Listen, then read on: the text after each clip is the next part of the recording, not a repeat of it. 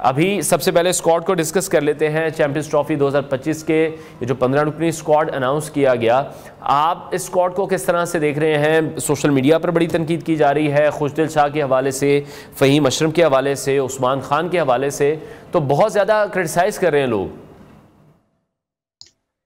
वाकई एक मौका दे दिया सिलेक्शन कमेटी ने क्रिटिसाइज करने का। एक जेन्युइन ओपनर आपके पास नहीं है, सिर्फ एक ही ओपनर है फ़खर जमान, और एक सेलेक्टर असद शफीक का पीसीबी के जो प्रेस रिलीज में उनकी कलिमात थे, वो ये फरमा रहे हैं कि हम मैच की कंडीशंस देखकर, ओपोनेंट्स को देखकर डिसाइड करेंगे कि बाबर आजम ओपन करेंगे या सऊद शकील ओपन करेंगे। तो आपको अपने दूसरे ओपनर का ही नहीं पता और आपने बिल्कुल ये खाना खाली रखा है, तो ये रिस्क से भरपूर है। बाबर आजम आपकी टीम के बेहतरीन बैट्समैन है, ओडीआई के वर्ल्ड नंबर 1 है काफी अरसे से।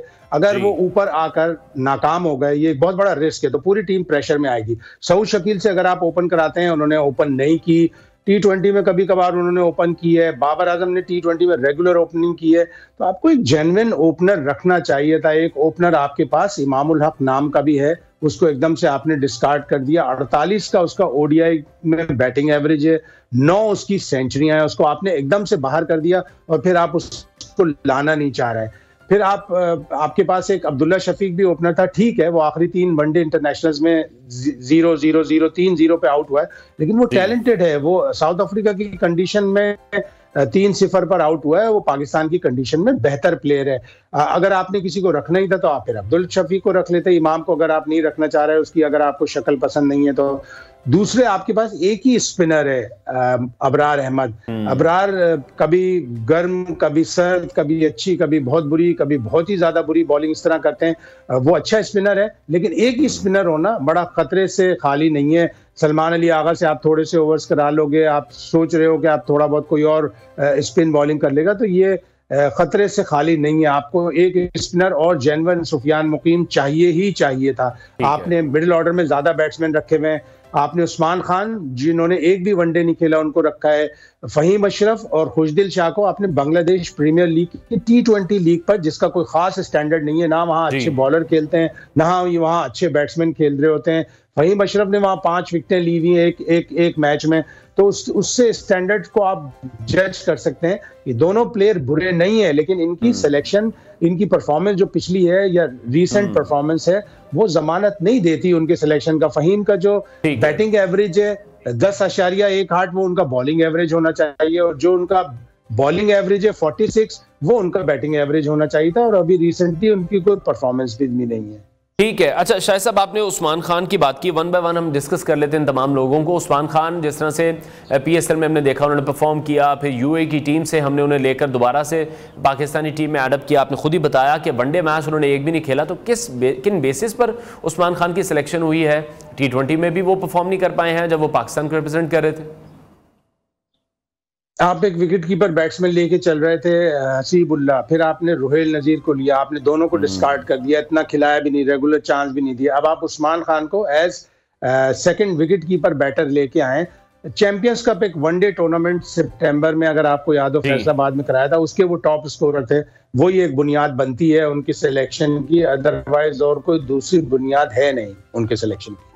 ठीक है। और फ़हीम अशरफ को जब हम देख रहे हैं, खुशदिल शाह को देख रहे हैं, तो एकदम से इनकी एंट्री भी समझ में नहीं आ रही है। बहुत से शायकीन ये कहते दिखाई दे रहे हैं कि जब भी कोई ऐसा बड़ा इवेंट होता है तो पाकिस्तानी क्रिकेट बोर्ड में जो भी सेलेक्टर्स बैठे हुए हैं या जो भी ओहदेदारान बैठे हुए हैं, कोई ना कोई ऐसे प्लेयर को जरूर लेके आते हैं कि कोई ना कोई कॉन्ट्रोवर्सी जरूर खड़ी हो। देखिए, बहुत बड़ा रिस्क है दोनों का। दोनों अगेन जिस बुनियाद पर आए, जो रिसेंट परफॉर्मेंस है बांग्लादेश प्रीमियर लीग की, वो मेरे हिसाब से ज्यादा काउंट नहीं होती। लेकिन दोनों अच्छे प्लेयर हैं, अल्लाह करे, हम अब यही दुआ कर सकते हैं कि अब उनका सिलेक्शन हो गया तो अल्लाह करे वो परफॉर्म करें। टीम 1-2 दिन पहले अनाउंस होने से पहले आमिर जमाल का नाम था, फ़हीम अशरफ का नाम नहीं था। ठीक है, तो आमिर जमाल का नाम भी निकाला गया, ये भी मुझे भी कहीं से पता चला। अभी आप भी ये इस हवाले से कंफर्म करें। इवन यहाँ तक भी कहा गया कि वीडियो शूट भी उनका हो चुका था चैंपियंस ट्रॉफी के हवाले से। बहरहाल, अभी आपको क्या लग रहा है, कौन से ऐसे खिलाड़ी हैं जो पाकिस्तान की जीत के लिए सबसे ज़्यादा इंपॉर्टेंट होंगे, और कौन कौन से ऐसे शोबे हैं जिनमें फिर हमें ज़रा बेहतरी की बहुत ज़्यादा ज़रूरत है? क्योंकि अगर हमारे ओपनर्स नहीं चलते हैं, फिर हमारा मिडल ऑर्डर है वो हमें बहुत जल्दी कोलैप्स होता दिखाई देता है। ख़ासतौर पर जब बाबर आउट हो जाते हैं तो एक्स्ट्रा प्रेशर होता है पूरी टीम पर। जी शाहिद साहब, आप हमें सुन पा रहे हैं?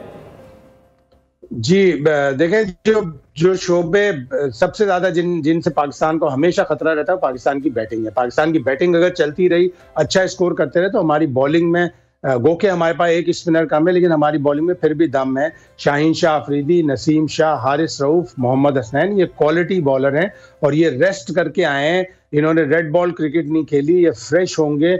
जिस तरह इन्होंने ऑस्ट्रेलिया में बॉलिंग की, जिस तरह इन्होंने साउथ अफ्रीका और जिम्बाब्वे में बॉलिंग की, अगर वो उस तरह बॉलिंग कर पाए तो पाकिस्तान का ये स्ट्रांग शोबा है। पाकिस्तान का पेस अटैक बहुत ही अच्छा है, लेकिन अच्छा होता कि अगर हम एक और जेन्युइन स्पिनर टीम में शामिल कर लेते। स्क्वाड का हिस्सा जरूर होना चाहिए था सुफियान मुकीम को। ठीक है, तो अभी 12 तारीख तक टाइम है पाकिस्तान के पास किसी न किसी चेंजेस के हवाले से, तो आपको लगता है कि इस पर थोड़ी सी नज़रसानी होनी चाहिए? ऑब्वियसली हमने देखा कि बहुत ज़्यादा जब सोशल मीडिया पर तनकीद की जाती है तो पीसीबी थोड़ा सा इन्फ्लुएंस जरूर होता है और अपने जो फैसले हैं उनको तब्दील करता हुआ भी दिखाई देता है। आपको लगता है ऐसे कुछ चांसेस हैं कि सुफियान मुकीम को एडप्ट किया जाएगा? नजरसानी होनी तो चाहिए, लेकिन मुझे नहीं लग रहा कि होगी, इसलिए कि ये प्रेशर वो झेल जाएंगे। रिस्क से भरपूर स्क्वाड है जिसमें आपको ओपनर का नहीं पता, जिसके पास आपके पास एक स्पिनर कम है, तो रिस्क तो है, लेकिन मेरा नहीं ख्याल कि इसके ऊपर कोई नजरसानी करेंगे। आ जाए 11-12 तारीख, अगर कोई खुदा ना खास्ता ट्राई सीरीज में कोई इंजरी हो गई तो फिर आपको शायद तब्दीली करने का आप मजबूर हो जाएं, लेकिन मुझे नहीं लग रहा कि कोई नजरसानी की जाएगी। ठीक है। अच्छा, रिकी पॉन्टिंग ने ये कहा कि भारत और ऑस्ट्रेलिया जो हैं वो फाइनल में पहुंचेंगे, आपको किस तरह से लग रहा है? साथ उन्होंने लेकिन ये भी कहा कि पाकिस्तान भी एक अच्छा चैलेंजर हो सकता है जो सेमीफाइनल तक या फाइनल तक जा सकता है, टफ टाइम दे सकता है। आपके ख्याल में पाकिस्तान के सेमीफाइनल या फाइनल में पहुंचने के इम्कान दिखाई देते हैं आपको? देखिए, प्रिडिक्ट तो बहुत बड़ा प्लेयर है रिकी पॉन्टिंग। उसने वही ओडीआई वर्ल्ड कप जो 2023 में हुआ था उसकी बुनियाद पर ऑस्ट्रेलिया फाइनल हुआ था, तो उसी बुनियाद पर उन्होंने कहा दोनों अच्छी टीम है, लेकिन आप रूल आउट नहीं कर सकते पाकिस्तान को। अगर पाकिस्तान ने पहला मैच अपना न्यूजीलैंड के खिलाफ 19 फरवरी को कराची में जीत लिया तो फिर पाकिस्तान के सेमीफाइनल में पहुंचने के इम्कान बड़े रोशन हो जाएंगे। अफगानिस्तान की टीम इन कंडीशंस में बड़ी खतरनाक है। उसने अभी T20 वर्ल्ड कप का सेमीफाइनल खेला, जो ओडीआई वर्ल्ड कप था उसने उसमें 3 बड़ी टीमों को शिकस्त दी। इंग्लैंड, पाकिस्तान और श्रीलंका, 3 बड़ी टीमों को शिकस्त दी थी। उनके पास स्पिनर्स, बड़े क्वालिटी के 3 स्पिनर्स हैं और एक स्पिनिंग ऑलराउंडर मोहम्मद नबी हैं। उनकी टीम को भी आप रूल आउट नहीं कर सकते। उनकी फास्ट बॉलिंग में बहुत ज्यादा इंप्रूवमेंट आई है। फजल हक फारूकी, फरीद मलिक और तीसरा उनका एक फास्ट बॉलर उमर जई जो अभी ओडीआई के cricketer of the year declared हुए हैं। वो तीनों बहुत ही अच्छे बॉलर्स हैं और उनकी बैटिंग भी बहुत हार्ड हिटिंग बैटिंग है। राशिद खान जैसा स्पिनर उनके पास है। एम गजनफर अभी जो उनके नए स्पिनर आए हैं, उन्होंने मुजीब जदरान को बाहर कर दिया, वो टीम में शामिल हुए हैं। तो अफगानिस्तान की टीम भी बड़ी खतरनाक टीम है। मेरे हिसाब से तो अफगानिस्तान की टीम सेमीफाइनल की टीम है। ठीक है। अच्छा, पाकिस्तान और इंडिया का जो मैच होता है यकीनी तौर पर सबसे बड़ा उस इवेंट का मैच है। इस बार ये मैच दुबई में हो रहा है। आपके ख्याल में दुबई की जो कंडीशंस हैं वो किस टीम के हक में जाएंगी? हमारा भी दुबई में जो ट्रैक रिकॉर्ड है वो बहुत ज्यादा बेहतर है। दुबई तो ऑलमोस्ट पाकिस्तान इंडिया जैसी ही कंडीशंस हैं, लेकिन इंडिया को मुझे लग रहा है चूंकि 50 ओवर्स की क्रिकेट है, अगर हाँ 20 ओवर्स की क्रिकेट होती तो डिफरेंट होता, लेकिन 50 ओवर्स की क्रिकेट है तो एडवांटेज टू इंडिया। उनकी फास्ट बॉलिंग भी अच्छी है। अगर तो बुमराह उस मैच के लिए फिट हुए, अभी वो इंग्लैंड की सीरीज में उनकी फिटनेस जज की जाएगी। अगर बुमराह और शामी 2 फास्ट बॉलर उनके करा रहे हों, अर्शदीप भी उनकी टीम में शामिल हैं और उनके पास स्पिनर्स बहुत अच्छे हैं, तो दुबई में एडवांटेज सिराज नहीं है, वो चैंपियंस ट्रॉफी से ड्रॉप है वो। ठीक है। अगर तो दुबई में 50 ओवर का मैच है तो मेरे हिसाब से एडवांटेज इंडिया। ठीक है। और होम कंडीशंस को लेकर आपको क्या लगता है, पाकिस्तान के पास क्या एज मौजूद है?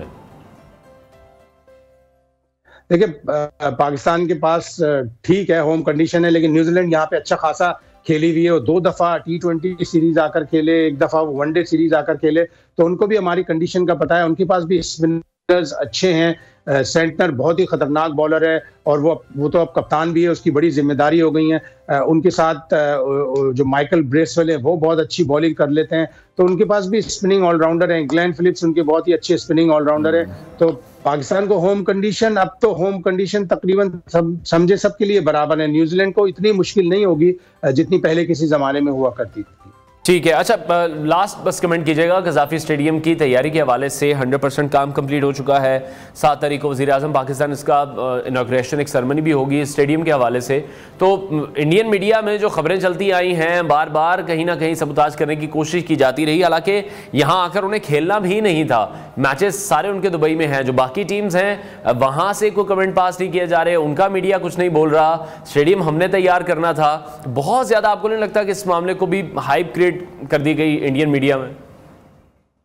देखिए, नेगेटिव प्रोपेगेंडा तो होता है। वो इंडिया का ही एक गाना है ना किशोर कुमार का, कि कुछ तो लोग कहेंगे, लोगों का काम है कहना। तो ठीक है, कहने दें, लेकिन तारीफ करनी पड़ेगी पाकिस्तान क्रिकेट बोर्ड की, पाकिस्तान क्रिकेट बोर्ड के चेयरमैन मोहसिन नकवी की, जिस तरह इस कम टाइम में जल्दी जल्दी उन्होंने काम करवाया है, वो कमाल का है और अच्छा काम करवाया है। कदाफी स्टेडियम जब लाइट्स जली तो बिल्कुल डिफरेंट पिक्चर पेश कर रहा था। कदाफी स्टेडियम बहुत अच्छा रेनोवेट हुआ है, इसी तरह नेशनल स्टेडियम भी रेनोवेट हुआ है। तो जितनी तारीफ की जाए कम है, इतना टाइम कम था, उसके बावजूद भी ये काम हुआ है, तो काबिल तारीफ है।